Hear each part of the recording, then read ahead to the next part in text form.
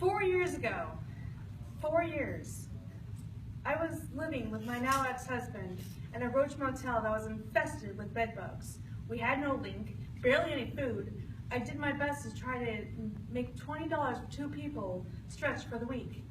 We were constantly fighting, and the abuse was worse because of the stress. One night, he threw the remote across the room and demanded that I go get it.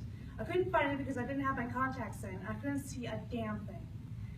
He got up, cussing me out, picked it up and slammed it against my head, growling, "Can you see it now?"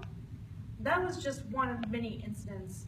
I had been shoved to where I lost my balance and hit the counter, hurting my back. I have had my fingers sprained because I was bucking a kick from him. I had been smacked, punched, kicked, choked, and held down. I was treated as a servant, and when I protested the treatment, he would sneer and say that I was being a feminazi. He wouldn't ask me to do something anymore, he would demand it. Sex was nearly non-existent because I was just so depressed. He worked nights, so during the day while he slept, I would go to the library to use the computer to put in job applications. He accused me of cheating. He even said to me, if we had the money, then I would hire a private investigator to have you followed because I know you're cheating. To which I replied, go ahead, you'd waste your money, I'm not. Then his work found out that we had bed bugs and told him he couldn't return unless we got rid of it. So we were out of jobs and income. We were stressed. He woke up hungry and stressed and angry. As I tried to fix lunch, to try and calm him down, he started yelling at me. I think it was because I wanted to use a bed flea bomb we had for some reason to try to get rid of the bed bugs. He didn't want to, screaming that it wouldn't work. He threw the bug bomb at me, hitting me in the back. Finally, I had enough. I put down the pan and went over to the bed to start packing my bags. This angered him, and he came over and pushed me onto the bed. He started to scream at me, cussing me out, saying that I was worthless and no one would ever love me. He held me down on the bed, pressing me into the mattress as I screamed and cried. I could barely breathe with him on top of me. I will never forget the look in his eyes. Whenever he got angry, he would bite his arm hard, screaming, and he would get the crazy look. This was worse than that. Just as I thought I was going to pass out from not being able to breathe, he got off the bed and walked away, storming out of the hotel room. I got up, sobbing, and started to grab some clothes and when I left myself. I caught the bus, so I went out to catch the bus. Brandon came back a few seconds later, talking to a friend of his on the phone, trying to calm down. He handed me the phone and tried to get me to work it out, and I practically screamed that I was done. I was done with this crap. The bus came and I got on. I sat down and started to just bawl, crying about what had happened. I had nowhere to go. I was afraid to go, that I couldn't go to the shelter because I was afraid that was where he would end up. A woman got on the bus and sat down across from me and handed me Kleenex. I accepted it and she asked me what was wrong. I told her what had happened with Brandon about the abuse. Her name was Becky. I got off the bus with her and she convinced me that it wouldn't get better, it would only get worse. She also convinced me to get an emergency order of protection. She went with me to the courthouse to file for it and was granted it. He would serve the order later that day.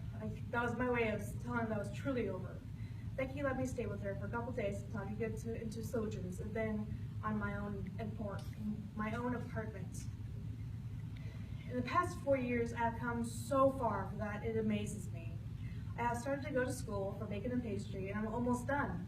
I have my dream job, and I'm self-sufficient. I have an apartment that I'm sharing with my best friend, and I finally have a car that has made my life so much easier and better. I have a good relationship with my friends and family, so today I'm celebrating my new beginnings and my accomplishments. I'm not quite where I want to be, but I'm so far from where I once was. I have 2 poems to read. The first I wrote a couple days after I left, and then another one that's 4 years later. The first one is called The Good Wife. She was a good wife. She did what she could to make him happy. If dishes were broken, holes were punched in the walls, but things would get better because she was a good wife. He mocked her and called her princess, said she was being feminazi when she protested being treated as a servant. She did everything to make him happy because she was a good wife. He was hungry or just waking up, so he couldn't be responsible for what he did. He was forgiven for pushing her or holding her down or hitting her with a remote. She cooked him lunch to make him happy again. She should do what he said because she was a good wife. He worked a lot and was stressed, and so she took care of everything.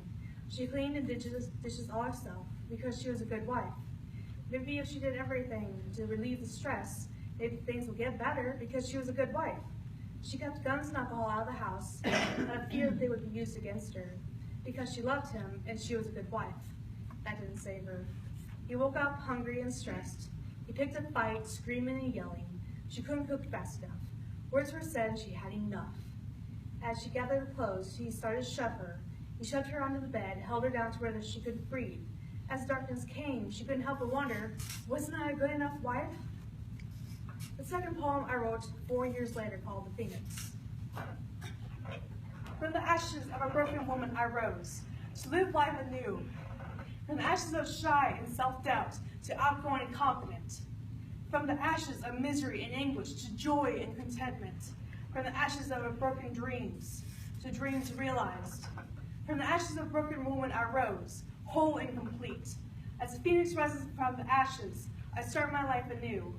I spread my wings of flame and soar away from the ashes of the former life, and into a new and better one.